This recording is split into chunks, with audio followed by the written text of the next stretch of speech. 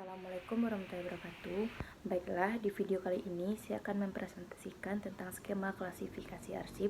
Dan sebelumnya, perkenalkan nama saya Tania Jatifdani dengan NIM 2102681 dari Program Studi Informasi Perpustakaan dan Kearsipan jurusan Bahasa dan Sastra Indonesia Daerah di Universitas Negeri Padang. Video ini merupakan tugas akhir dari mata kuliah skema klasifikasi arsip. Baiklah, langsung saja saya mulai presentasinya. Yang pertama yaitu klasifikasi arsip. Dengan pengertiannya, klasifikasi arsip atau filing classification, skema klasifikasi atau classification schema adalah penggolongan atau pengelompokan arsip menurut urusan atau masalah secara logis, kronologis, dan sistematis berdasarkan fungsi dan kegiatan organisasi pencipta dan merupakan pedoman untuk pengaturan penataan dan penemuan kembali arsip. Kegunaan dan manfaat. Menurut Prihatmi Huryatmini 2015, kegunaan pengklasifikasian arsip yaitu 1. Pedoman baku untuk pembuatan arsip. Yang kedua, keutuhan informasi. Yang ketiga, mengatur penyimpanan arsip. Yang keempat, mendukung secara langsung dalam penyusunan arsip. Yang kelima, sarana pengendalian dan membantu percepat penemuan kembali arsip. Tujuan klasifikasi. Tujuan dilakukannya pengklasifikasian arsip adalah untuk menjamin pengelolaan arsip aktif secara efektif dan efisien. Syarat penyusunan. Menurut Gunawan Ariwibowo 2012, yang pertama, terpeliharanya hubungan logis dan kronologis di antara subjek yang ada atau masalah-masalahnya.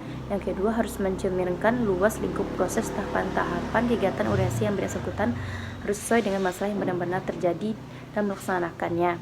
Ketiga, jika terdapat kegiatan yang permasalahannya tidak bisa dilakukan dengan urutan kronologis, penyusunan dapat diurutkan dengan abjad.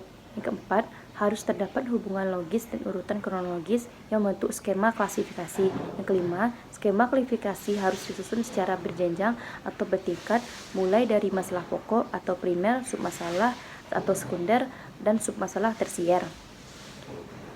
Maksudnya unsur klasifikasi. Unsur klasifikasi ada dua. Yang pertama, kelompok informasi arsip dan punya 3 bagian: unsur fungsi, unsur struktur organisasi, dan struktur masalah atau subjek. Yang kedua, kode arsip punya 4 bagian. Yang pertama, identifikasi tugas dan fungsi. Yang kedua, menentukan subjek atau masalah. Yang ketiga, menentukan judul atau subjek. Yang keempat, menentukan kode klasifikasi.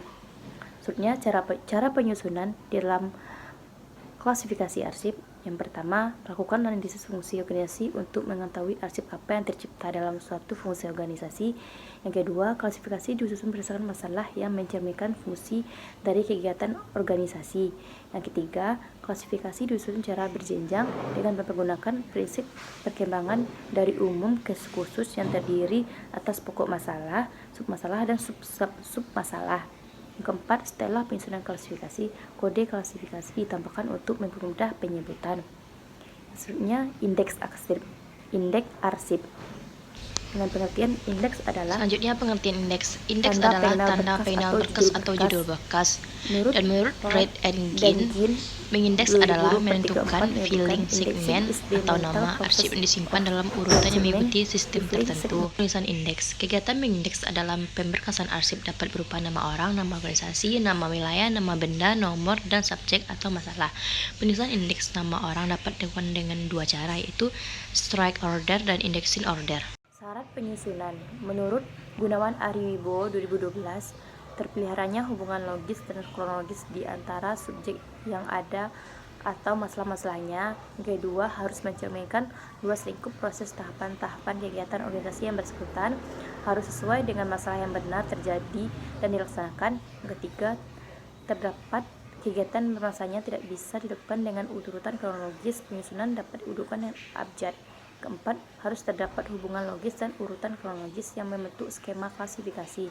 Yang kelima, skema klasifikasi harus disusun secara berjenjang atau bertingkat, mulai dari masalah pokok atau primer atau submasalah sekunder dan submasalah tersier. Selanjutnya, tata cara mengindeks. Yang ada 3. Yang pertama, mengindeks nama orang. 2, mengindeks nama perusahaan. 3, mengindeks nama instansi pemerintah. Langkah-langkah pembuatan arsip ada 7. Yang pertama, pemeriksaan. Yang kedua, pengindeksan. Yang ketiga, pengeluaran. Keempat, pembuatan tunjuk silang. Yang kelima, penyetiran. Keenam, pembuatan label. Ketujuh, pemberkasan. Peralatan yang dibutuhkan dalam penyimpanan arsip ada 4. Yang pertama, kode arsip. Kedua, label. Tiga, sikat. Yang keempat, folder. Dan contoh cara menentukan kode arsip dengan contoh KTP, kode KTP, KP kependudukan, KP.01 pendaratan penduduk, KP.0103 kartu tanda penduduk, DDC-nya dengan DDC-nya .41.13 alfanumerik KP. Dengan contoh kedua, dengan menggunakan kode arsip ijazah dan keterangan lulus sementara, kode arsip ijazah PP perkuliahan atau penyelenggaraan pendidikan, PP.03 ijazah dan transkrip, PP.0300 ijazah, PP.0302 keterangan lulus sementara, DDC-nya 422.7 alfanumerik PP. Jadi alfanumerik ijazah adalah PP.03, PP03.00 dan PP0302. Dan selanjutnya cara menentukan kode arsip. 3. SIM. Kode SIM TI Teknologi Informasi dan Komunikasi, TI.00 Sistem Informasi Manajemen, TI.0003 Persuratan, DDC-nya 1188. Dengan alfanumerik TI, jadi kode untuk SIM adalah TI.00.03. Dan di sini saya lampirkan arsip yang ada di rumah saya. Dan sampai disitulah presentasi saya. Kalau ada salah mohon maafkan. Assalamualaikum warahmatullahi wabarakatuh.